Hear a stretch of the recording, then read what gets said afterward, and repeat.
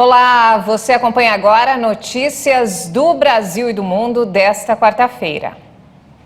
E olha só, as vendas do comércio cresceram em fevereiro. Essa é a segunda alta seguida do setor varejista. O volume de vendas do comércio varejista saltou 1,1% em fevereiro. De acordo com o IBGE, o segundo resultado positivo veio seguido da alta de 0,8% verificada em janeiro. Com a variação apresentada pela pesquisa mensal do comércio, o setor figura 1,2% acima do patamar pré-pandemia. No acumulado dos últimos 12 meses, o segmento cresceu 1,7%. As taxas positivas aparecem em 6 das 8 atividades pesquisadas pelo indicador. O setor de livros, jornais, revistas e papelaria cresceu com a retomada do ensino presencial.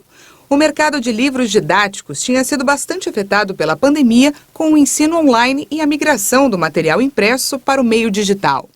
Mesmo com altas menores, os maiores impactos do comércio no mês vieram de combustíveis e lubrificantes, móveis e eletrodomésticos, tecidos, vestuário e calçados também avançaram em fevereiro. Outros artigos de uso pessoal e doméstico e hipersupermercados, produtos alimentícios, bebidas e fumo.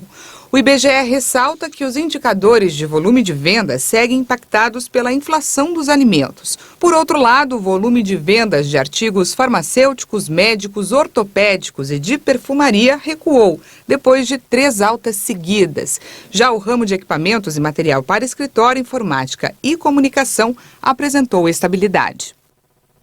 A Agência Nacional de Energia Elétrica propôs um aumento de mais de 50% nas bandeiras tarifárias para valer para esse ano e 2023.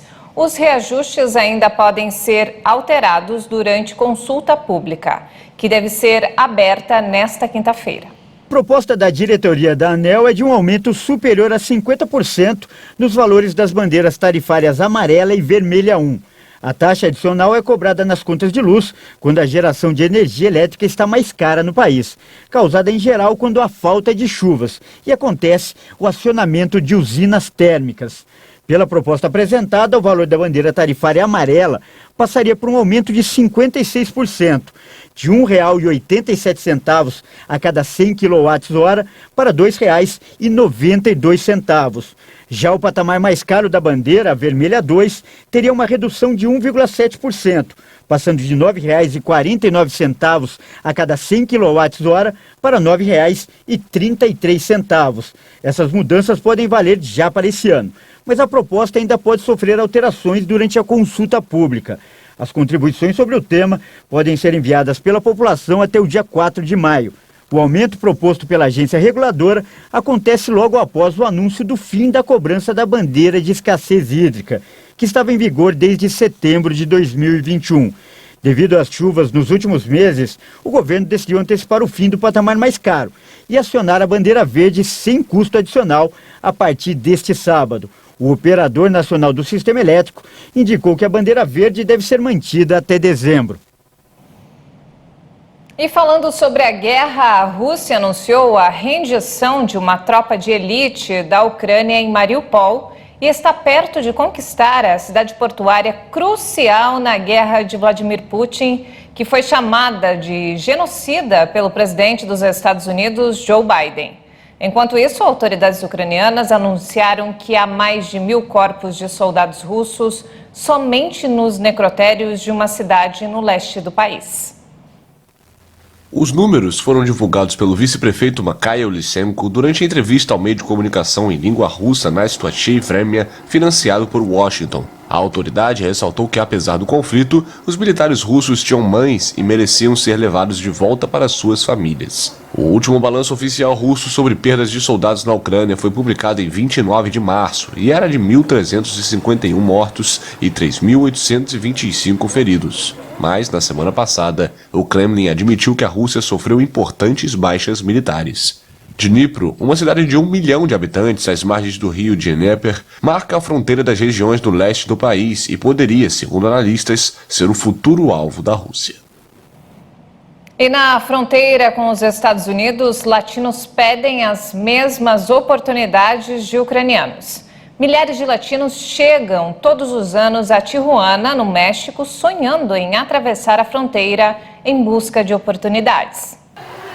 No abrigo da Associação Civil Movimento Juventude 2000, há tristeza e frustração. Algumas famílias levam até 6 meses esperando uma mudança nas restrições fronteiriças que lhe permitam solicitar asilo. Os relatos incluem guerras entre gangues nos países de origem e ameaças. A maioria dos abrigados vem do Haiti e países da América Central. Que eles nos permitam entrar, porque também viemos fugidos. É diferente do que estamos fugindo, mas ainda assim é uma guerra contra as gangues. Uma guerra com as pandilhas.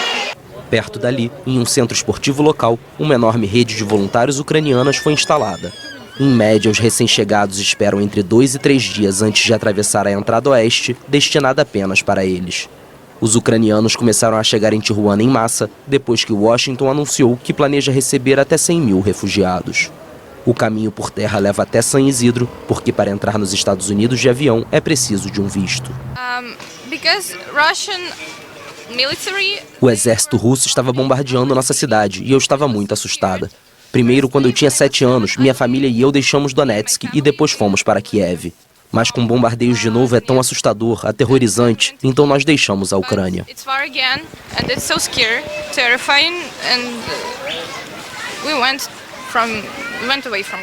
Assim, os latinos que esperam meses por refúgio nos Estados Unidos afirmam que o processo é muito mais lento em comparação com o dos ucranianos.